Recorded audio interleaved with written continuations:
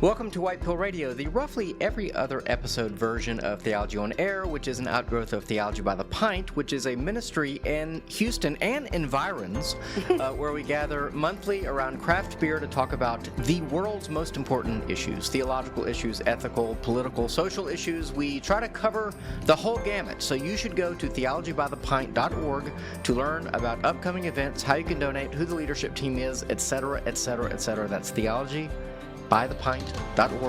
to learn more about upcoming events. But Theology on Air and White Pill Radio specifically is post-apologetic, ultimately hopeful radio where we look at news and current events from a Christian worldview. I like to say that this is blessed talk, but not happy talk. So we are going to dive in. We're going to look at some not just headlines, actually, this time. We're going to be looking also at some more, some essays and things like that. But we're going to try to keep it super fun and concise and tight and spicy. So to do that, we have Sarah. She is dragging herself off the sick bed to join us today. So we're glad that she has done that. How are you feeling? For our purposes today, I'm feeling great. All right. Well, we're glad to have you back from honeymoon and everything else going on. Yeah. Did I leave anything out in the intro, like where to go to give money and such? No, but there'll be a commercial halfway through, and we can tell them again. We can tell them then. All right, good deal. And Cody Pogue is on Twitter. I mean TikTok. TikTok. I'm not even on Twitter. Yeah. Gotcha. What's Twitter? I'm on TikTok. Yeah. What is that? I know. Sorry. Yeah, It starts with a T. Yeah, Cody Pogue on TikTok, CodyPogue, and Sarah has promised me she's not contagious, so I'm hoping. No, it's a tropical disease from my honeymoon, we think. So Yes. it's spread via pineapples. So, Okay. Yeah, you should be okay. Mosquitoes, silly. Yeah. Well, both are tropical. So anyway. Yes. Well, why don't you jump us off, Cody, on some controversial possibilities here? Okay, yeah. So the Supreme Court formally asked to overturn landmark same-sex marriage ruling. So back in 2015, there was a Supreme Court case called Obergefell versus Hodges that said under the 9th and 14th Amendment, under substantive due process, there is a right to same-sex marriage. And so there's a challenge to that, arguing that the Supreme Court should overturn that right and give it back to the states so each state could determine whether same-sex marriage is going to be something allowed as opposed to having it as a constitutional right. So this is huge. This is big. Well, they haven't taken it up. They've only been asked. And to take something up requires 4 of the 9 justices, and 3 of the 9 who voted against the Obergefell ruling are still in the court. I'm guessing Roberts. Maybe not Roberts, Alito for sure, and Terrence Thomas, and maybe Roberts. Anyway, so they only need one more, assuming they still disagree with the Obergefell decision. They only need one more person to jump accept on. it. Yes, and then it would get heard again, but doesn't mean it would overturn Obergefell. I've heard some people say it's a long shot still. It's an incredible long shot. I don't know. I've been saying for a long time. I don't see the grounding for it. For what, being overturned, or the for it being kept. As much as I want it to be kept, I don't know what legal theory they would base that on. When the framers were writing the Constitution, some of them, like James Madison, were really afraid of having a Bill of Rights, right? James Madison supported rights, but his fear was if you write down the rights that you have, you're saying these are the only rights that we have. So they have this 9th Amendment that is unwritten rights, whatever that means, right? And so we've never really known how to interpret it. So the tradition is we look at the spirit of the first 8 amendments in the Bill of Rights, and you see things like personal autonomy and dignity of the individual and privacy kind of hinted at in those first 8.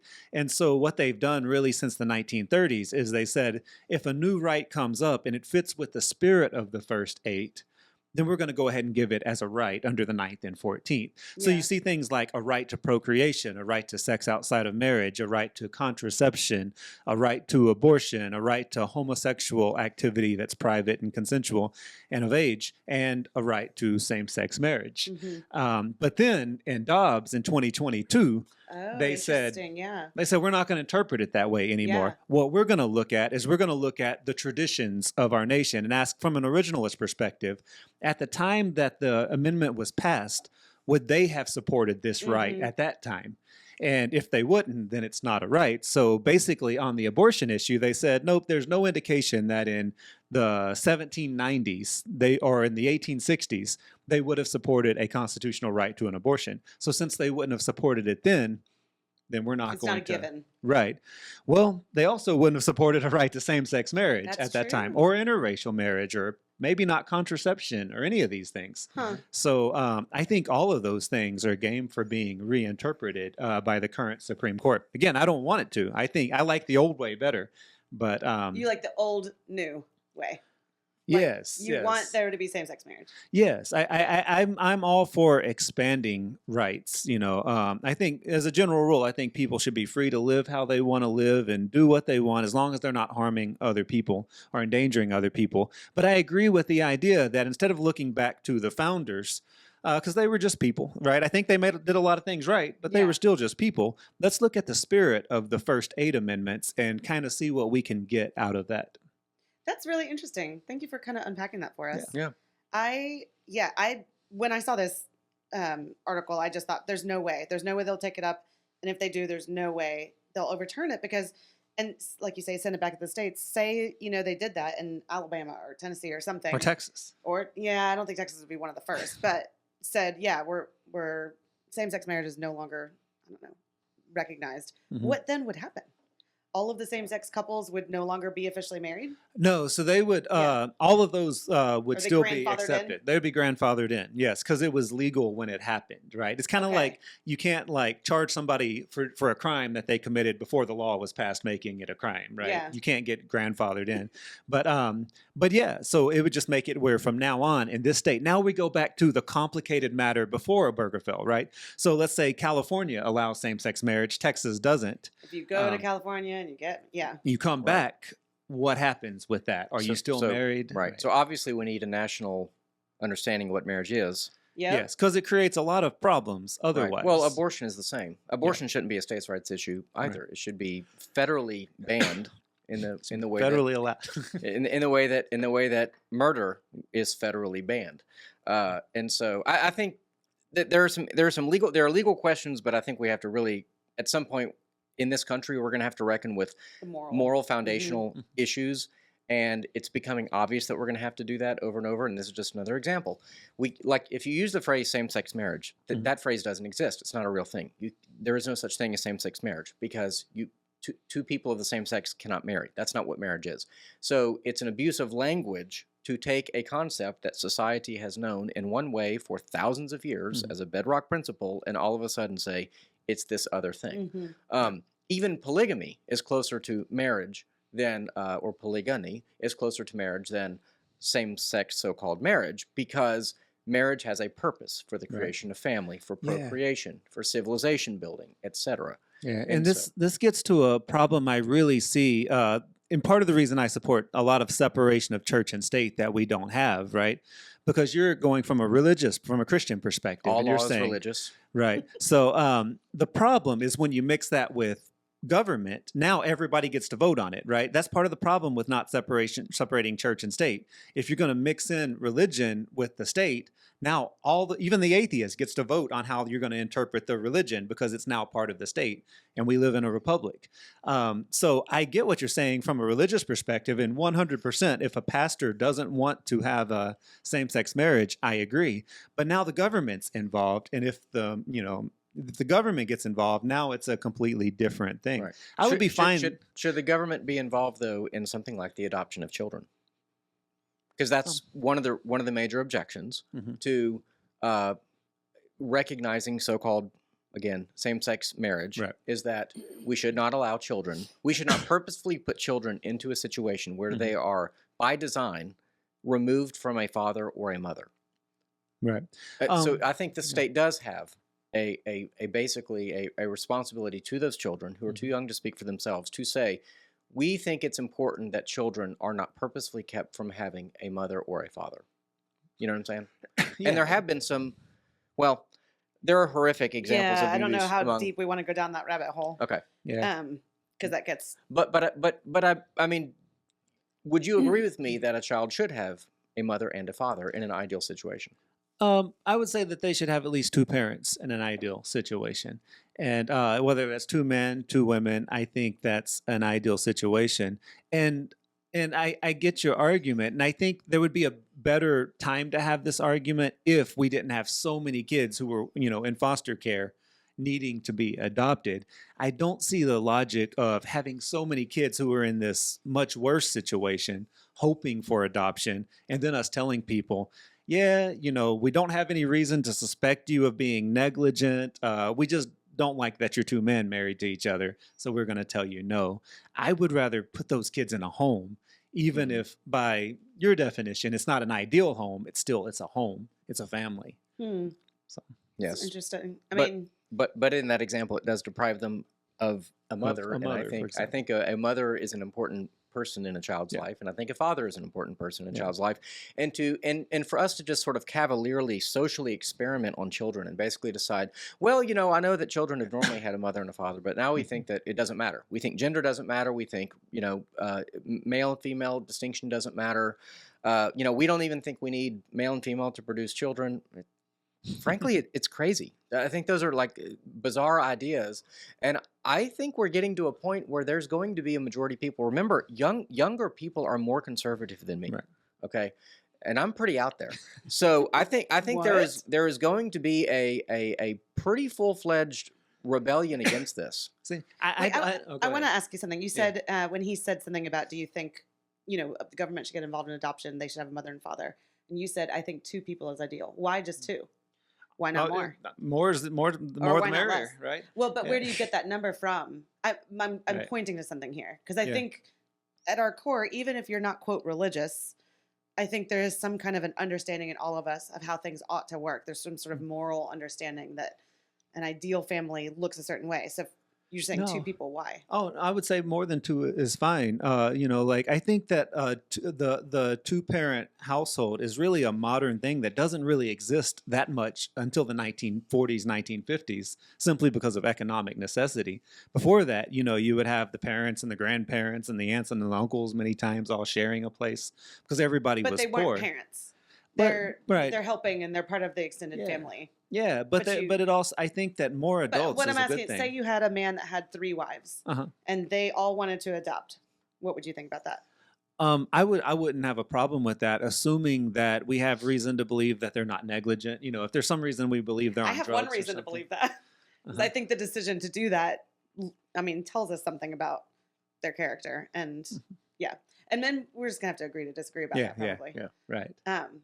Interesting. There are other issues though. So because Kim Davis was the Kentucky county clerk, and she was jailed for 6 days in 2015 because she refused to issue the marriage license. So we're kind of back to the Colorado Baker situation, where if we say that so-called same-sex marriage is legal or the law of the land, if someone has is in a situation then where they cannot participate in that what they consider to be a blasphemous religious act, do we safeguard their rights to not participate, even if that person is a government employee? Does a government employee have rights to disengage? Okay, the Supreme Court has pretty broadly said that the website designer, the baker, they cannot participate in. Now they have to bake cakes for gay people. They can't discriminate on that level, but they are free to not participate in a religious rite like a marriage. Okay. So, but this clerk would be participating in a ceremony because a license would do that. So would you protect her right to say no? To disavow? No, not as a government official. For the private businesses, I have my fears about it, but if the cake baker doesn't want to do it, they don't have to. That's their private business. But if you are representing the government in some way, I think either you have to, or somebody in your office has to. You can't just, imagine you live in, whatever Podunk County out in the middle of nowhere and there's nowhere else to go. Somebody in that county clerk's office has to. It doesn't have to be that person unless that's the only person. Right? And if you're the only person, then yes, you have to. But I think that office has to. It does breed a little bit of chaos if you think about it in the reverse. If you think about it, something that we don't disagree with. And all of a sudden they're like, well, the government might say it's fine, but I don't. So I'm just going to do my own thing. Yeah. Right. Like if the government tells you can't gather for worship because of COVID and you say, screw you, we're going to get together. Well, I was trying to think of an opposite example where we agree with the government. Well, I would say a way to think of it is, imagine someone's religion tells them that interracial marriage is bad, right? I'm guessing that we all agree that you should be able to marry of different races, Yes. right? And you've got somebody in wherever, and for whatever reason, they have some interpretation of the Bible that tells them that. Well, Bob Jones did. It's a famous Supreme Court case There you where go. the Bob Jones University prohibited housing or interracial marriage. However, that's a total category. I mean, that has been used against those of us who have argued against homosexual practice forever. Because his point is just having some government official that goes against. He was doing exactly what I was asking for. If the government was on the side that we are morally, and then you have some official being like, "Well, I don't like it. I'm not going to do it." Right. Then you have sort of chaos. And I'm fine with an official not doing it as long as somebody in that office does it. Sure. No, I think. No, that's why I think ultimately these are broader moral questions, and it cuts to like, well, who are we? So how do you decide that nationally that we think that segregation of marriage on race is wrong, but segregation on sex acts, which is what LGBT is, it's how you have sex and with whom you have sex, it's a totally different category from race. And so to equate those things is just, I think, bad reasoning. I'm not saying you're not reasoning fairly. I'm saying it's always been the case that I don't think it's equivalent to say that sex acts are a civil rights question in the same way that the color of your skin is. Because one is an immutable characteristic and one is a sexual behavior. Well, I mean, we have to be explicit about it because the confusion has come once you conflate sex acts with identity, it becomes a civil rights issue. And when the church forbids a marriage, then they are the equivalent of the white diner owner who doesn't allow black people to eat at their diner. They're not the same thing. Yeah. Would you say that's the same thing? I would put it in two different camps, right? Yeah. I think same-sex marriage and the practice of homosexuality are two different issues. Because one of them, the 14th Amendment has four different parts, but one part of it says that equal protection under the law. You cannot discriminate against anyone. And that's where I see the same-sex marriage thing. But we do discriminate all the time. Right. I mean, for example, a felon can't have a gun. Right. So there are categories where. So I don't know the context of the 14th. I mean, I know the 14th Amendment is post-slavery and so on and so forth, and establishing certain rights for slaves and citizenship for slaves. Yeah. So anyway, I interrupted you. So I mean, not getting too much into like my constitutional law class, but basically, there's different. We allow discrimination, but there's different categories of discrimination, right? So we have something called strict scrutiny that is the highest level, right? That is race, religion, national origin. You cannot discriminate against those people unless it's a national security issue. It has to be like absolutely necessary. But then the next level is gender and sexuality, right? You can discriminate against them if you have a really good reason. Think, for example, bathrooms, right? We couldn't have a black bathroom and a white bathroom, but we can have a male bathroom and a female bathroom. Yeah. But then at the bottom, you have this the kind of the catch-all for everything else, things like age, wealth, height, weight, all of that sort of thing, which you just need a decent reason. It doesn't have to be a great reason. It doesn't have to be a necessary reason. And so I think felon would fit into that bottom category. So sex and gender would get a higher level of standard, but race gets the highest. Yeah. If that makes any sense. Yeah. I hear you. Yeah. You should be a teacher. Yeah, I am. That's what I do. They can take your classes at where's it? I don't want to put that on. Oh there. No, nothing. Got it. Okay. My college might disagree with something I say. I don't want to get canceled. All right. You don't want to tell these jokers where you work. Yeah. Well, I'll just say this to kind of close. One of the I'm working on a project where they say there are 613 laws in the Bible, so there's a listing of those. And so I'm going through each one, and I'm trying to categorize it rightly as a civil ceremony or a moral law, which is not always a clean designation. Certainly not biblically, it doesn't say. But I'm trying to think about, like which of these laws would still apply and why. Some obviously don't, and some obviously do, and a lot are kind of gray area.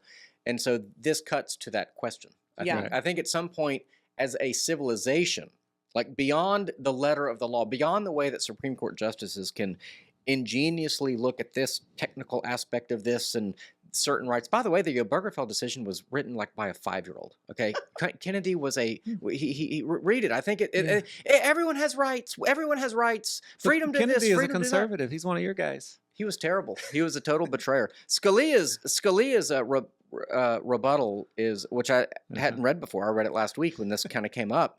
Was brilliant, and he just ate it to shreds. I mean, picked it apart and basically mocked this idea that we do have endless freedoms. Yeah. In one part of the court's opinion, Kennedy says that that there's nothing more sacred than sexual acts or something like that. Oh, gosh. And then in Scalia's dissent, he's like, so the average hippie on the corner is the most sacred person that we have. And it is kind of funny to read. Well, look, we agreed on something. Yeah, I think we all agree on that. All right, well, moving on. Yeah, let's get into it. I don't know whose article this is, but Why don't you tee it up? Actually, me. Yeah. Okay. So the headline is from Hegseth reposts video on social media featuring pastor saying women shouldn't be allowed to vote. So this was a CNN, about a 7-minute piece, interview they did with Douglas Wilson. Kind of went viral in certain circles, you might say. Pete Hegseth, I think he's now the War Secretary, right? Secretary of Defense. But yeah. I think they changed the name of it. I think. It used to be called the War Department or something. Anyway, I may be wrong. Anyway, but he is a member of Douglas Wilson's church, which is mostly in Moscow, Idaho, but they're planting a church in D.C. because they're seeking to be the leaven in that part of the world. And so in this 7-minute interview with Doug Wilson and people who are members of his church, there was conversations about whether the 19th Amendment should be repealed, for example, and I guess some other... there was all kinds of talk about men being the head of the household and women submitting, and people were clutching their pearls, and and I just want to point out, Doug Padgett is someone who they reached out to for a quote, and he has debated in my church in the past. But so so what are we gonna argue about women's voting or what? Well, that's why it made the headlines, right? Because Hegseth reposted it, and it had in there that, I don't know that they said, quote, women shouldn't vote. They said it would be great if we got back to where households got a vote. Right. So let's kind of break it apart a little bit. So in the modern kind of red-pilled conservative space, there is a lot of talk about repealing the 19th, about questioning whether all people have a right to vote, whether households should vote. They argue that's the way it used to be done. And so it's not that women didn't have a say in the process, but it's that they didn't want families to be divided. And if you think about that Julia Roberts narrated ad for Harris this cycle, where the husband and wife go into the voting booth, and it's like, you don't have to tell them who you voted for because it's private. They were like pretty desperately trying to, I think they could tell the women vote was actually going, back towards conservatism a little bit. So I think they're trying to cut that off the pass by basically saying, you can tell them you voted for Trump, but you can really vote for Harris, right? So politically cheap. So I think that these are interesting questions. First of all, I think we need to be talking about this sort of thing. I think that for a lot of people like me, it's not a sex or gender thing, but it's a people who take from the system don't get to vote for how the system is run. So basically, if you are a net taker of the system, then why do you have the right to tell me how the taxes that I'm paying in are spent? In fact, I'm reading a small biography of Count Dracula, Vlad the Impaler, and how he fought against Turkish invasions in that part of the world quite bravely. And a lot of the stories about him aren't true, but some of them are. Anyway, he was just an absolute tyrant against begging. So he had no tolerance at all for begging. If you're in my land, his little part of the world where he was the prince or the king or whatever, no, we don't tolerate begging. You will be working here. You will, and that's how I feel. I'm at the point where I feel like our society is basically allowed for no accountability to whole swaths of people that have to do nothing to participate in the common good. They take. And so this is part of that, because their vote counts as much as mine. But I feel like I'm a taxpayer, lawn mowing, good householder, community member, So how would you make distinctions for if you were running things, who gets to vote? Or who is kept from voting? Actually, Vivek, even Ramaswamy, talked about this early on in the primary, talked about like a civics test as a possibility. Some people have talked about a civil service test that you are required for 1 or 2 years, like Israel asks of their people to serve in the military for 2 years upon graduation. So I think that in the future we could install some kind of civil service. It could be the Peace Corps, it could be the military, it could be, a local. Something in your local. There's 1,000 things it could be, but you have to buy in. You don't just get So the it's vote not just because paying you taxes breathe. or owning property or. That's another way it could be Yeah. done. I would probably be happy with that because even if you do your civil service, it could, I don't know.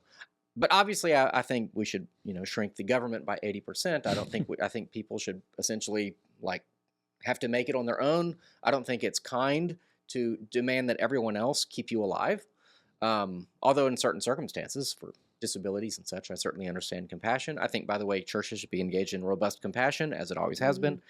So, But you don't think women should lose the vote just because they're a woman. You think that there should be some sort of rubric for people that are giving back to society being the ones that are the change makers.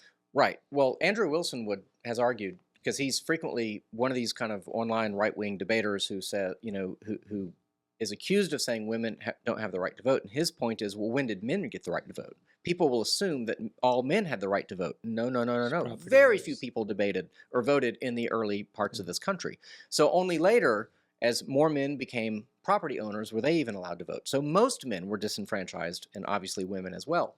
So it could be that, I think it is rather silly to make it about gender. Although, by the way, if you look at the stats, this is what I've heard anyway, if you look at the stats at the time of the 19th Amendment, most women didn't want the right to vote because, they weren't conscripted into the military. And they shouldn't be conscripted into the military. So that's a whole other angle of the conversation. I think that what the left has done in putting women in the military and even threatening to put them, I would say it's a threat, on the front lines in the name of equality is insane. Again, it's just like the previous question. It's a moral question. Like, who are we as a people, as a civilization? Biblically, it would have been unthinkable to put women on the front line or to put women in these kinds of civic leadership positions, not because they're not smart and capable and all of that. It's a way of protecting women from the dirtiest, seediest parts of society. Life. Yeah. So I wouldn't repeal the 19th in terms of not allowing women to vote, but I think there should be some kind of stakeholder process by which the vote is treated as a near sacred thing, and you have to earn your way into participating. Yeah. What do you think? I'm on the complete opposite side. So the What? point of agreement is I do agree with some sort of 2-year civic program. I think, FDR did it great with the CCC and putting young people to work in the national parks and all that kind of stuff during the Depression. I don't know how you build that to scale for the whole country, but I would love to see that. But I would tie it to free college or something, right? You go do your 2 years of service, Sort then of you like get to go to military gets you. then you get to go to college for free. I'm on the voting thing. I think everybody should be able to vote. I think a voter registration van should pull up at the prison on election day, and everybody should be able to vote. I think we should lower the voting age to 16. Whoa. Because why? my I was reason. going to say, what about raising it to when they can drink? No, 2 reasons. Number one is because we let the 90-year-old vote, and the 16-year-old certainly has a more vested interest. They're going to have to live with the consequences of these decisions Sure. longer, and also they pay taxes. If you can get a job at 16, you can pay taxes, you can vote. It's taxation without representation. That's what this country was all about, right? And some will say, they're too young, they're too immature. True, but I know 50-year-olds that are pretty immature as well. That's So. true.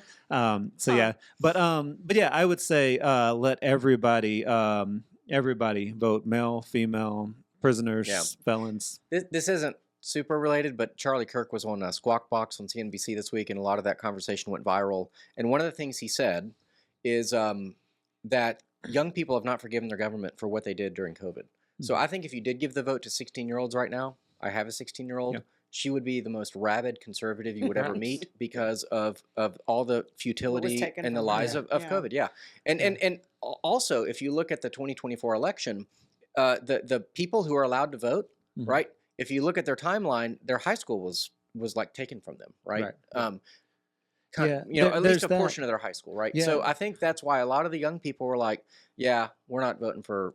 Anyway, yeah, not that there's that. And on the when we were talking about same-sex marriage, you said that you think they would be more against same-sex marriage. I don't know if that's the case because I think they do have more of a the numbers live and are let dropping, live. but they're probably still in the Right. majority. I think what they're really rebelling against is like the excessive wokeism in your face Yeah. sort of thing. The like I have to not just accept this, but celebrate it. That attitude. Yeah. And so I don't think they would be like, let's take away those people's right to get married. But I think they would be like, I should not have to celebrate Yeah. them. So I think Interesting. that's the conservatism that we're seeing. Yeah. But- I do want to say, in terms of the way this is phrased, I've shared things in the past where I don't agree with 100% of the content. Yeah. But Yes. But you're also not the defense secretary. I just, Yeah, I hear you. And I But- think this but- is. Oh, But go wait, ahead. keep going though. Well, social media is a kind of evolving thing, and I think that I think that people have to understand that the way social media works is, I mean, people are politicians at a very high level. I mean, Trump is at the top of the list, right? He's very out there on social media. So, but yeah. Yeah, we're in uncharted territory with social media. But my recommendation would be Pete Hegseth has two Twitter accounts, right? One of them is Secretary of Defense, and one's his one personal, of them is him. And when he's this, he is Pete Hegseth, the goofy dude, whatever, Yeah. dad, I don't know, whatever he is. And then, but when he's Secretary of Defense, he is speaking on behalf of the U.S. military. Yeah. And they're two separate things. That would be how I would picture this. Yeah.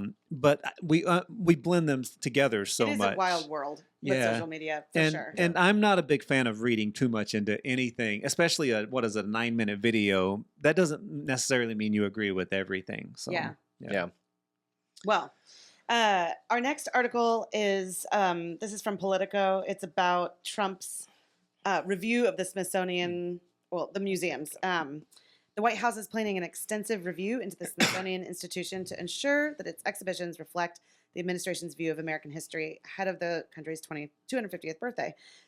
One of the lines in the article says, within 120 days, the museums will have a set window to institute any changes sought by the administration, quote, replacing divisive or ideologically driven language with unifying, historically accurate, and constructive descriptions. So the idea is that Trump is wanting to either sort of reset or overhaul the museums such that they celebrate, the wonderful things about our country and tell the true story of the good, the bad, and the ugly without, being sort of overrun with DEI language. And people are like upset about it, and I don't quite understand why. Yeah, so I feel like there was a contradiction in that. On one point, you said celebrate America's heritage, and on the other, you said have accurate information, right? And I think those two sometimes, often contradict, not always, but it's the same. Yeah. Like if you were to ask me about myself, I have a choice. If I was to tell my life Sure. story, I can give an honest life story, and I'm going to sound wonderful, or I can give a positive one. And I'll sound wonderful, or I can give an honest one, and there's going to be some things I don't want to say in there because that might make you think wrongly of me. And the United States is the same way. If you did the honest one, and at the end of it, you said, I hated that I did those things. I'm not doing those things anymore because I've matured. Right. That's still celebrating your character development. Yeah. Right? So I think what the fear is with this is take, for example, the Smithsonian Museum of African American History and Culture, right? Slavery happened. Slavery was awful. Yep. It's not going to make America look good to say in the original Constitution, it said that enslaved people counted as 3/5 of a person. It's not going to make Thomas Jefferson look good that he enslaved Sally Hemings, right? All of these sort of things. So what do we do with that if we're going to celebrate? He's not asking to take out facts of things that happened in our history. I mean, he talked about when he gave his, I don't know, some sort of a press briefing or something about it. He talked about, I want to include the stuff about our country that's ugly. Mm-hmm. I think he's talking about taking out I think what he's wanting to get rid of is the stuff we saw, what was it, like, I don't know, 5 or 6 years ago when they came out with the list of things that are like whiteness. Do you remember this? I remember it very well. Yeah, and it had things in there like, 2-parent homes and doing math and punctuality and like various Protestant work ethic. Various male, things male, that were female. like whiteness, and that this is, we should be overturning that kind of thing. And that kind of language where everything is couched in this, like, how have we been so horrible? How are we racist? Even when it's not something that's genuine.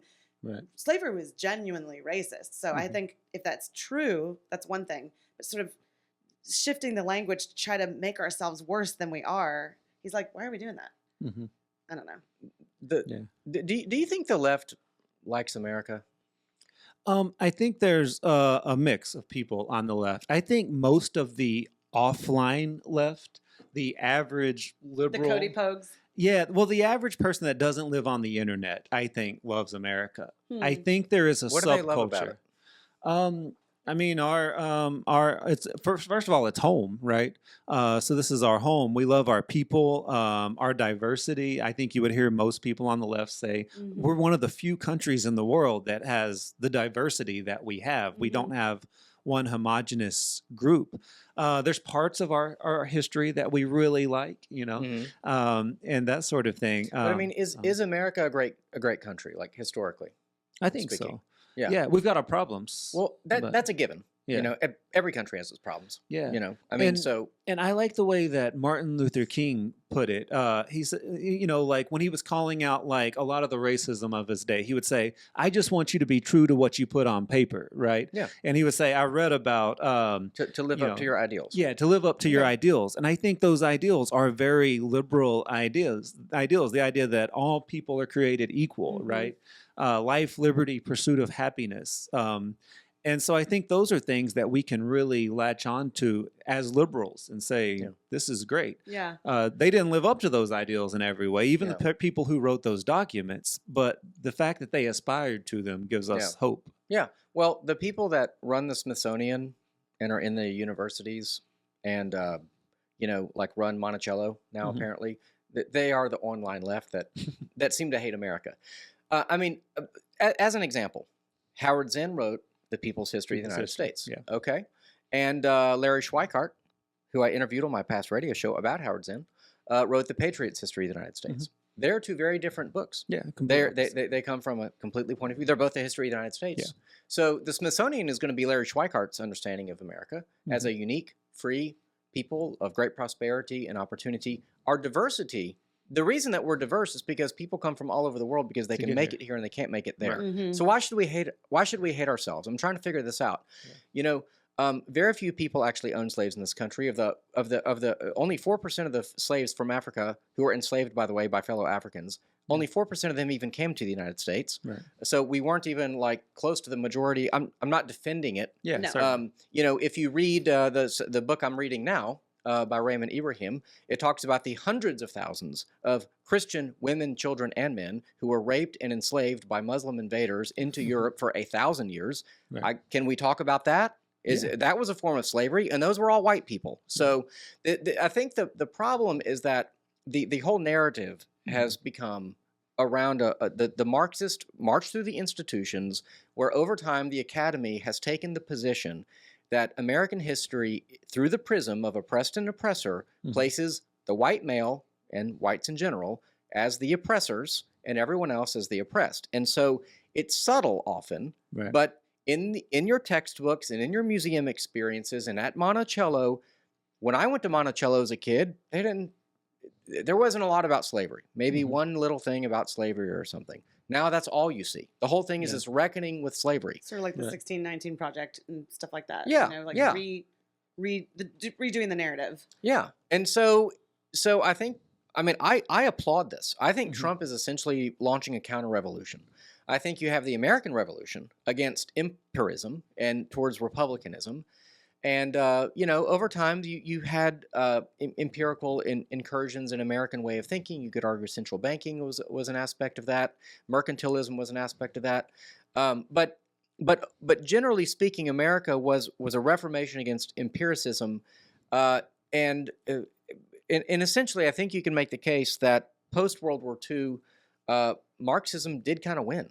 You know, that McCarthy wasn't as crazy as he thought, and that leftism did march its way through the institutions and exactly what we're talking about right now, like basic institutions that we all assumed were normal, like marriage. You know, all of a sudden these things became up for debate. Well, where did that come from? Where did that thinking come from?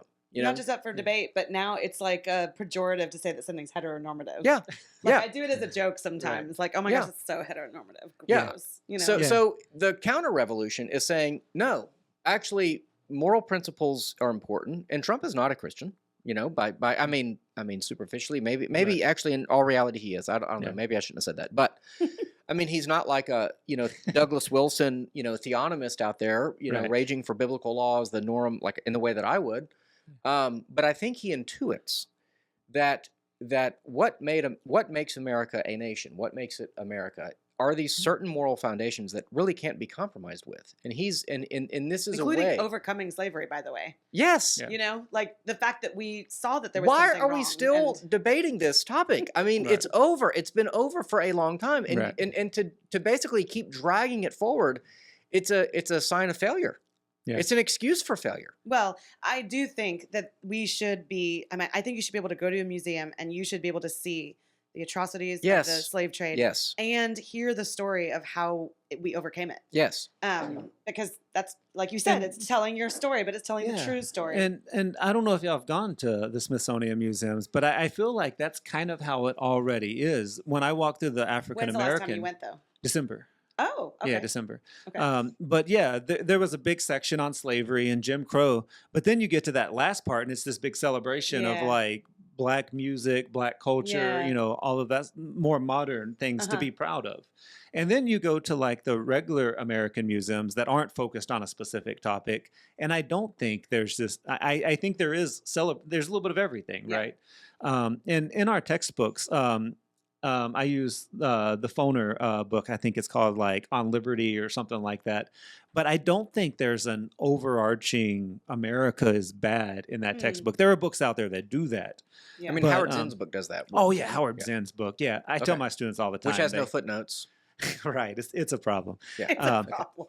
Yes, students will bring that to me, and I'm like, "Be careful with that book. It's very very biased." Right? I applaud you. I'm not being sarcastic. I'm serious because most college history professors will even put that on a syllabus, and it's a terrible book. Yeah, well, I think there's a place for reading it and understanding it because it is an interpretation of history.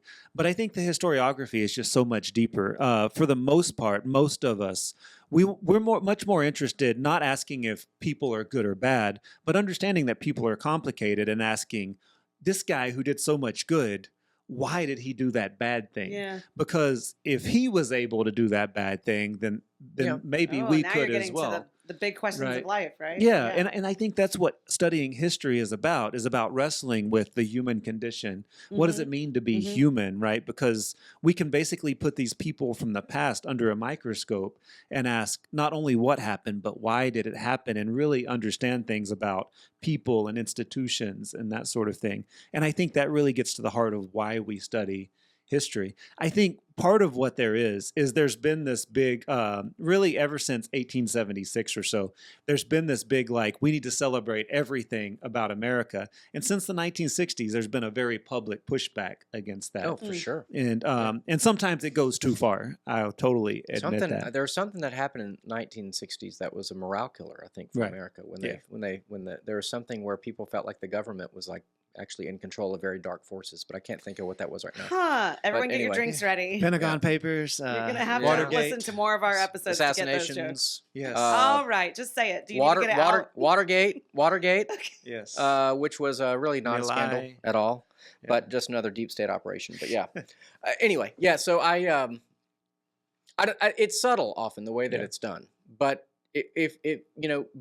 But the question is something like this. Would my kids, had they remained in public school, have heard more negative or positive things about America? And I think the question is undoubtedly more negative. And if we had my son did. If we had gone to museums without the parents being like, well, that's not right. I'll give an example. My kids kind of joke about this, but when my daughter was doing like a Sunday social studies project or something, right? And one of her classmates did something about the caste system. Okay, cool. She's learning about the caste system in India and such. And she basically argued that in America, we have a caste system.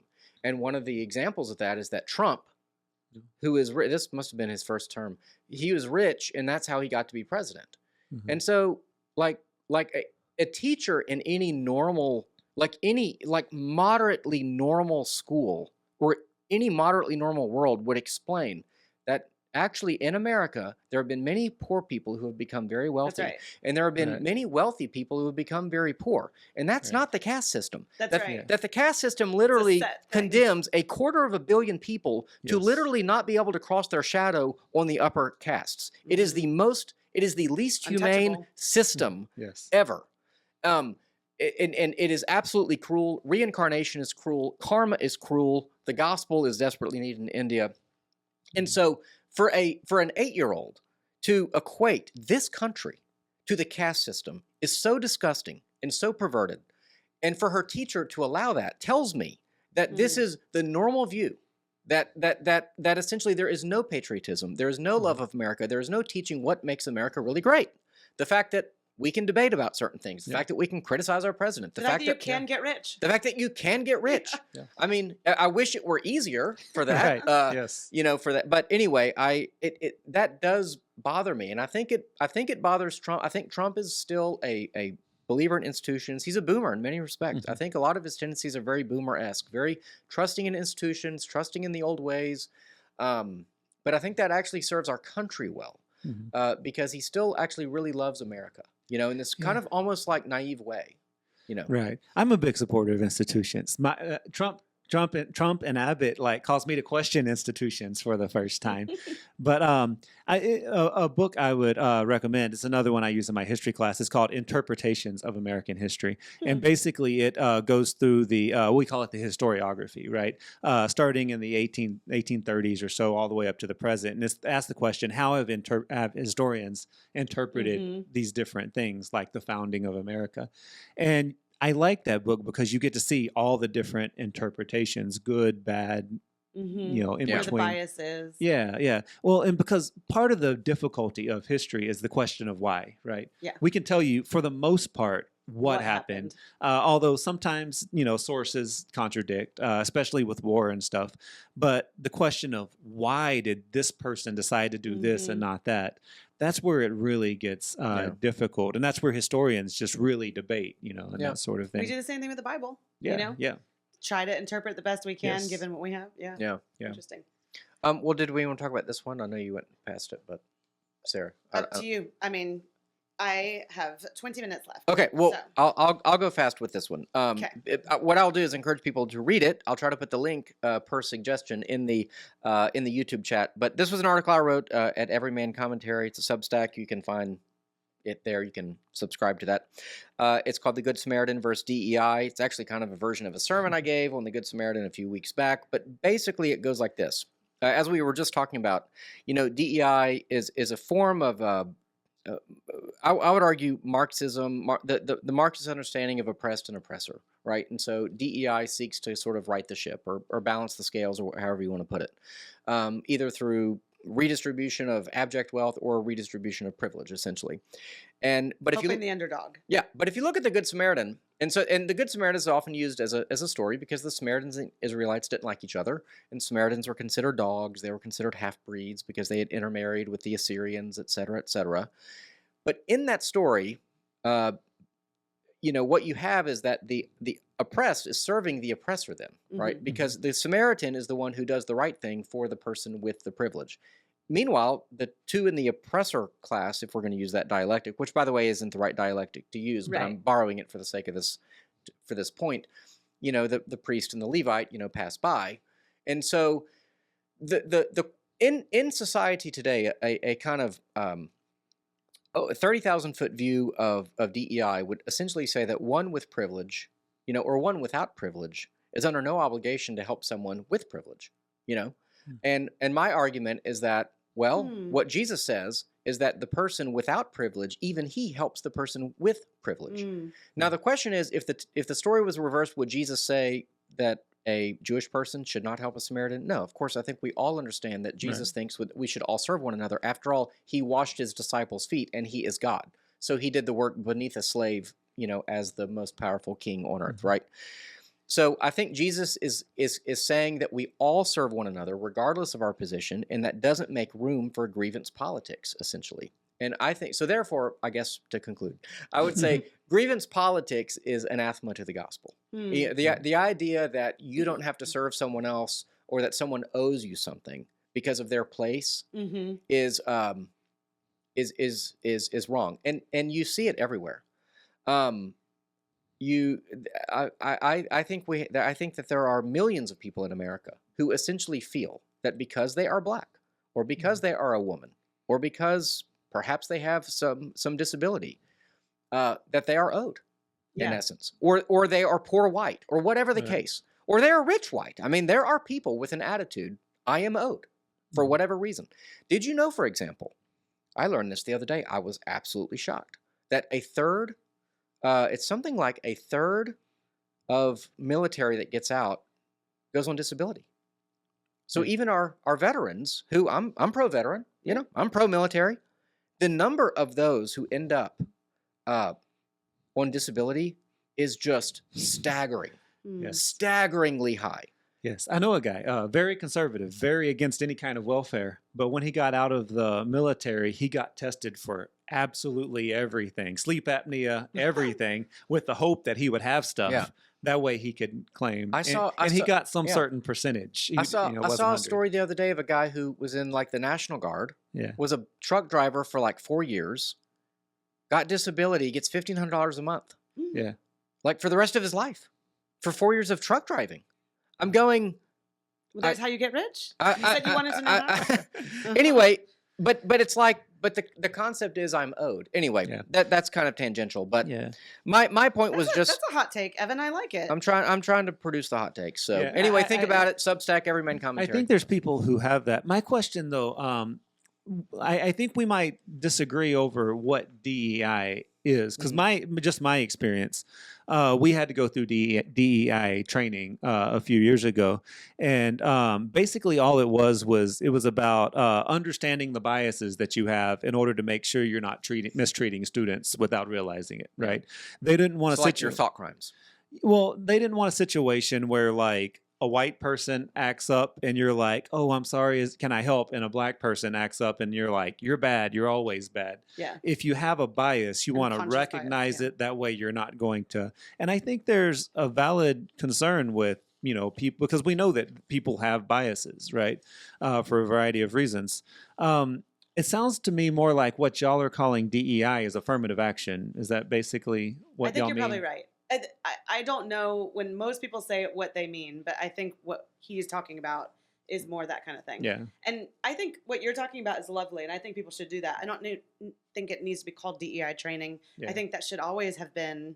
I mean, when I was growing up and we learned about racism in our country, we learned that there are the difference between discrimination and prejudice, and that prejudices, you might have some that you don't even realize. And it was just left at that, and you had to kind of square it with yourself, like, oh, do I automatically view a black person differently? What can I do in my own mind to not do that? But now that it's been systematized, it feels like you have people working at companies and their whole objective is to make sure they have a certain number of people that are, I don't know, lesbians and missing a leg or something. Or, okay, to talk about some more controversial issues would be something like,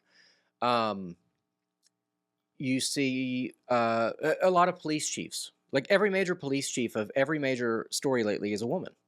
Okay, so when the guy ran over people on Bourbon Street in New Orleans, police chief was a woman. When the woman got beaten in Cincinnati, and the man, police chief was a woman. Washington, D.C., police chief is a woman. And I'm going, what are the odds that in all of these situations, there's another one that I can't remember off the top of my head, a mass shooting or something. It's like, what are the odds?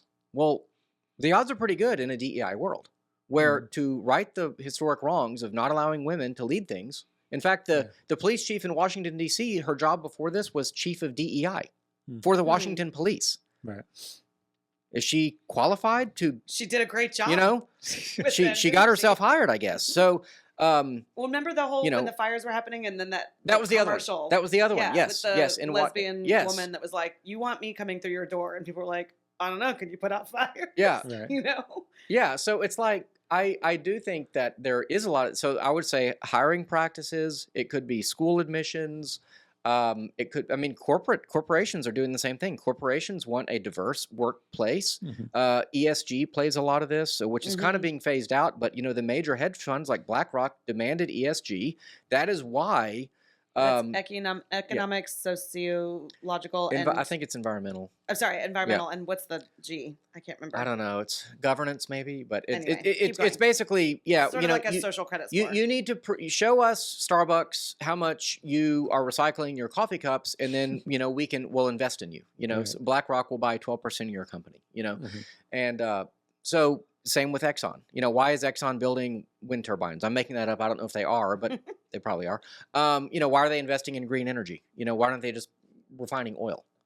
ESG. Well, and I think we all know people that have lost jobs because somebody else that was a minority got it because they are minor. I mean, I know people that have said, and they were told that. Yeah. Like we had another candidate. Well, the whole Harvard case with the Asian students was all about being able to get in. So anyway, I just noticed, because I like to look at the Christian Post. It's a good collator of stories, and I just noticed there were 3 stories from Nigeria, and I just kind of felt like I should bundle them and just kind of tell them, because it seems like a lot is going on in Nigeria, and I think as Christians we don't always pay attention to what's going on with Christians in other parts of the world. One was more of an op-ed, not a news story per se, but it talks about how the prosperity gospel has driven Nigerian Christians away from Christ. I'd encourage you to find it and read it at the Christian Post, because and you're going to post these, yeah? Yes, I will do that. It's actually quite it's a short article, but the basic point is that once you turn Christianity into essentially a get-rich-quick scheme, which is what the prosperity gospel is, there's really, if there's a tribal religion essentially, or some form of a pagan religion that offers the same thing, why not just go to that? Right. And that's what a lot is happening. And so to tie that in, there are apparently 7,000 Christians in Nigeria who have been killed in 2025. I mean, imagine if 7,000 Christians had been killed in America. No, it's insane. I mean, we would I mean, it would be a total uproar. I mean, if 7,000 any subset of people was killed. Yeah. I mean, you could argue that Trump got elected on 2 high-profile murders by illegal immigrants of young women. One here in Houston and the other in I think in Florida or South Carolina. So 7,000 Christians have been killed. And so Islam seems to be on the march in Nigeria, and that's something I just put it out as a way of remembering that. Meanwhile, it's too bad we don't have one of. Well, I don't know. Do we have an Episcopal friend here with us? Do you consider yourself go to an Episcopal church? Okay, Yes. okay. I didn't know if you had joined or what. No. But the Anglican Church of Nigeria cuts ties with the Church of Wales over a lesbian bishop, and so you have we've seen this in America with the Anglican Church in North America. Your church is ACNA. So they essentially, the ACNA sort of broke from the Episcopal Church essentially over these all these issues. And so you see the continuing fissure of historic, or I would say Orthodox churches over the LGBT bishops. And so the West, it just hasn't gotten the message yet. I guess they would say this is social justice in action, but what I would say is, well, there's a whole lot more Episcopalians in Nigeria, or Anglicans in Nigeria, than there are in England. England is essentially a Christian minority country now, even though their cross is on the national flag, not the UK flag, but the English flag. And so it's kind of crazy to watch this continue to happen, but here we are. So anyway, I just thought I would just put it on people's radar. Shout out to my Nigerian friends. So if anyone has any thoughts on that, pray for them. Yes, sir. And we're just about out of time. I think maybe I'll just mention this last quick story. Also, an article that I wrote. I know Sydney Sweeney is almost passé now because the news cycle has happened 7 times over since then. But if people don't know, just quickly say. Well, she was in a lame ad by American Eagle where it was a clever ad. It was a play on words using jeans, and she has good genes, and so because her jeans are blue. Her jeans are blue. She has blue eyes and blonde hair, and so she's a beautiful young woman. I mean, I guess she's all right, and so it was like, there was kind of this outrage on the left, like, she's promoting eugenics, and because she's white and blonde. And, right. Yes. And so that's what good genes are. Pure or whatever. And so my argument is that the left really is the party that emphasizes genes. With a G. Because if you look at almost every example, the main one is abortion, and I would say abortion of, say, for example, people with Down syndrome. That is a leftist crusade. That is not a crusade on the right. The right is against aborting people, period, and it's especially against aborting people because you find out your child has Down syndrome. But they literally brag that they have eliminated Down syndrome from Iceland because 99% of those diagnosed with Down syndrome in the womb are aborted. I think in Iceland last year, 3 children with Down syndrome were born. And so they are the ones who are saying that because of your genes, that you are life unworthy of life. That's the literal Nazi phrase. And they are choosing to abort those children. Now, America's not better. We abort over half of the children we diagnose with Down syndrome as well. Other parts of Europe, it's like 80%, 70%, somewhere between there. But that is a genetic calculation. That is a genetic question. It is literally saying bad genes worthy of death. It's like you're breeding tomatoes or something. It's Yeah. really gross. Yeah. Margaret Sanger was, she does have her apologists who say that, it's not as bad as it sounds. But I think you can pretty much make a case that she was a eugenicist, that she wanted to breed out undesirables, that abortion wasn't on the table at the time, but birth control was. And so she was, just like Malthus was before her, a promoter of selective breeding and birth control and such. I think you could look at, if I might be so bold, gene therapies like the COVID vaccine, which, yes, was a gene therapy. It is admitted. I link in the article to the head of Bayer saying this is a gene therapy, and we couldn't get this sort of gene therapy, which is cutting edge tech, we needed this opportunity, this pandemic scare, to get this new kind of technology on the market. That's what mRNA technology is. I'm happy that it's now off the market, or getting closer to that. But if you look at, birth control, gene therapy, IVF, designer babies, surrogacy is another form of, I would argue, genetic manipulation. By definition, if 2 men can't have a baby and they have to bring in another person, it's genetic manipulation. And abortion, the materialist worldview leads itself to genetic manipulation. It leads itself to eugenics quite naturally. I mean, it's just hand in glove. And so the irony that they're getting mad about this pun is that the left supports all of these materialist views of genetics. So I think the left actually has a lot to answer for in this regard. It's the right that's actually that has an understanding of human life and its value that defends it at all stages. Yeah. So over here on the left, answering for now, you represent everyone in America. I represent all of the left. Not at all. I'm not trying to put you in that camp. I know you're certainly not as radical as others. Yeah. No, I think you're making a little bit of jump to say birth control is eugenics, or surrogacy is eugenics. That's not exactly what I said. I said Margaret Sanger was a eugenicist, and birth control was a way that selective breeding could essentially. Yeah. Right, but that was a time when eugenics was like popular. For example, Teddy Roosevelt, a president that I like for a lot of reasons, one of my favorites, if not my favorite. But one of his views is that white people needed to have more babies so we could have more babies than all the other races. Yikes, I disagree with him on it. I didn't know that either. But you have a movement in conservatism today that's like Americans need to have more kids, right? So I think somebody, if they wanted to, could make the connection and be like, Teddy Roosevelt, eugenics, But there's a difference between just white people having more kids and everybody having more kids. Yeah, but and there is, to be sure, a neo-Nazi kind of movement. Oh, certainly in right-wing circles that is about the blood and the soil and all that. Yeah, but I get your criticism of Margaret Sanger, but I would just separate birth control today from her, because she came from a problematic time. That was a normal teaching at the time was eugenics. What about something like designer babies? Like, it scares me a little bit. Okay. Should Christians have a stance on that? By the way, if you're interested in this topic, we did an event on this, and you can find it on our podcast and our YouTube channel from January of this year. Yeah. Okay. I think we called it "Playing God." So y'all are coming at it with experience. No, I just moderated. Jesus said, "Whatever." I just did a live stream. Yeah, I really don't know where I would stand, because on one hand, Jesus says, "Whatever you do for the least of these, that you do for me," right? And so if you've got someone who they're going to be born with problems that are going to cause lots of suffering, I'm talking about like sickness and that, and disability. Is it the right thing to fix those problems ahead of time and decrease all that suffering if we know how to do it. But on the flip side, I don't like the idea of just I want my I have money, so I'm going to make my child beautiful and design. And certainly, if that gets in the hands of the military, that scares me because I've seen a lot of superhero movies.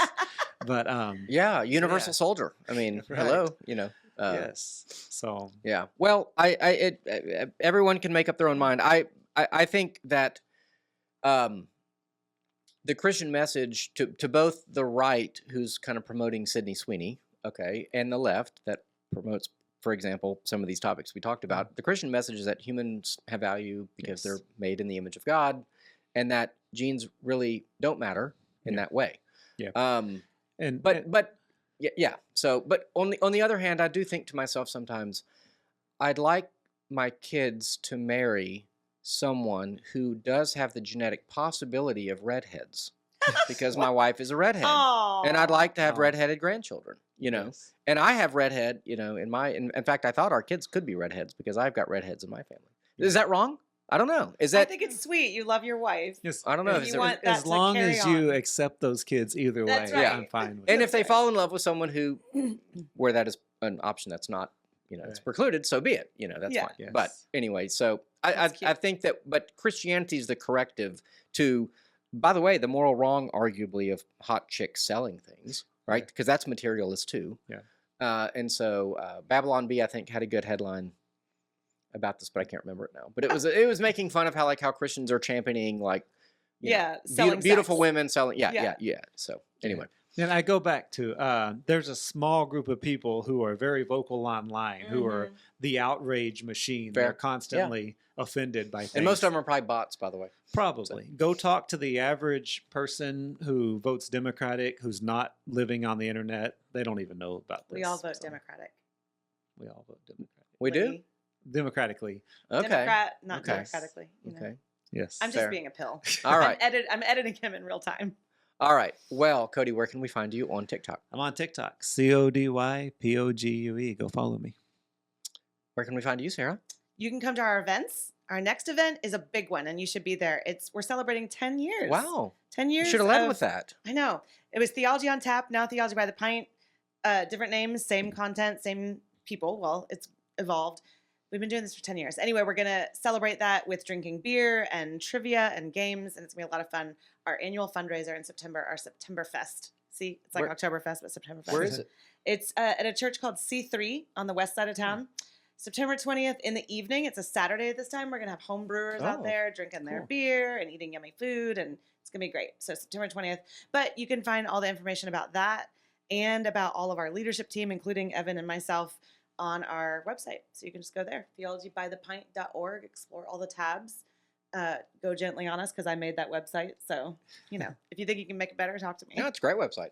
I'm happy with it. I'm Evan McClanahan, and our website is flhouston.org, and I write at Everyman Commentary sometimes as well.